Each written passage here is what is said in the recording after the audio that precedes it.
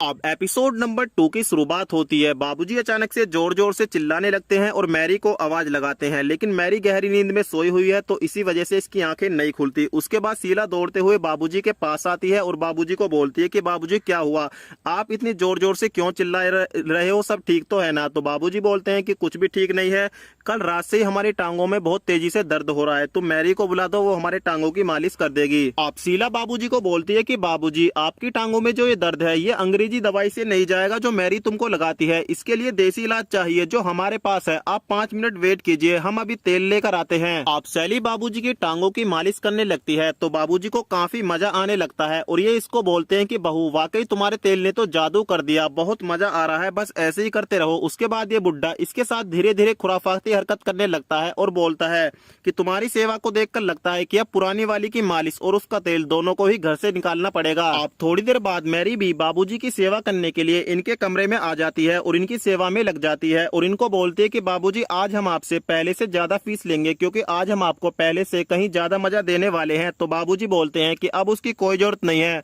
अब तुम्हारा समय समाप्त हो चुका है और तुम यहाँ से जा सकती हो। इस बात को सुनकर मैरी को 360 वाट का करंट लगता है और ये बुड्ढे को बोलती है कि बाबूजी लगता है कि आज आपका मूड ठीक नहीं है, पर आप टेंशन मत लीजिए, हमको पता है कि आपका मूड कैसे फ्रेश करना है। उसके बाद ये बाबूजी के साथ खुराफाती हरकत करने लगती है, लेकिन ये बुड्ढा फिर भी नहीं पिघलता और इसको बोलता है कि जवानी से बुढ़ापे तक हमने जो फैसला ले लिया वो अटल है, वो बदल नहीं सकता और तुम यहाँ से जा सकती हो। अब उसके बाद मैरी इस बुड्ढे के पास संजय को लेकर आती है तो संजय अपने बाबूजी से पूछता है कि बाबूजी हमने सुना है कि आप मैरी को यहाँ से जाने के लिए बोल रहे हैं। तो ये बुड्ढा बोलता है कि तुमने ठीक सुना है। तो संजय बोलता है लेकिन बाबूजी अभी आप पूरी तरीके से ठीक नहीं है, अभी आपको मैरी की जरूरत है, उसको यहाँ रहना बहुत जरूरी है।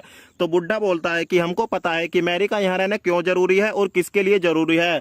इस बात को सुनकर इन दोनों के तोते उड़ जाते हैं। तो बाबूजी बोलते हैं कि हमको पता है कि तुम दोनों के बीच क्या चल रहा है, अगर तुम नहीं चाहते कि बहू को इस बारे में पता चले तो तुम इसको यहाँ से जाने के लिए बोल दो। उसके बाद दोस्तों मजबूर होकर संजय को मैरी को यहाँ से निकालना ही पड़ता है। अब रेनू बाबूजी को खाना खिलाती है तो बाबूजी खाना खाने से मना कर देते हैं और बोलते हैं कि बहू हमको भूख नहीं है। तो रेनू बोलती है कि बाबूजी अगर आप खाना नहीं खाएंगे तो दवाई कैसे लेंगे और इस तरीके से तो आपकी तबीयत और बिगड़ जाएगी। बाबूजी का दिमाग खराब हो जाता है और ये इसको बोलते हैं कि बहू तुमको पता है जब हम एक बार मना कर देते हैं तो वो मना ही होता है, तुम जाओ यहाँ से और घर के कामकाज देखो। अब सैली यहाँ पर आ जाती है और रेनू को बोलती है कि जब दीदी बाबूजी का खाना खाने का मन नहीं कर रहा है तो आप इनके साथ जबरदस्ती क्यों कर रही हैं। अब देखिए ना, कल ही बाबूजी बोल रहे थे कि इनका बाहर घूमने का मन कर रहा है, लेकिन बाबूजी अगर खाना नहीं खाएंगे तो दवाई नहीं लेंगे और दवाई नहीं लेंगे तो ये ठीक नहीं होंगे और उसके बाद ये बाहर घूमने के लिए भी नहीं जा सकते। अब दोस्तों बुड्ढा इसकी बातें समझ जाता है और बोलता है ठीक है हम खाना खा लेते हैं, लेकिन हम खाना इसलिए नहीं खा रहे हैं कि हमको भूख नहीं है, बल्कि हम इसलिए खा रहे हैं क्योंकि हमको बाहर की हवा का मजा लेना है। अब सैली बोलती है कि दीदी ये खाना आप हमको दे दीजिए, हम बाबूजी को खिला देते हैं। उसके बाद दोस्तों रेनू तो कमरे से निकल जाती है और इसके कमरे से निकलते ही बाबूजी इसके साथ अपना टांका जोड़ देते हैं और फाइनली दोस्तों ये नौकरानी बाबूजी को अपने जाल में फंसा ही लेती है और कहानी का जो एपिसोड नंबर 2 है वो यहीं पर समाप्त हो जाता है।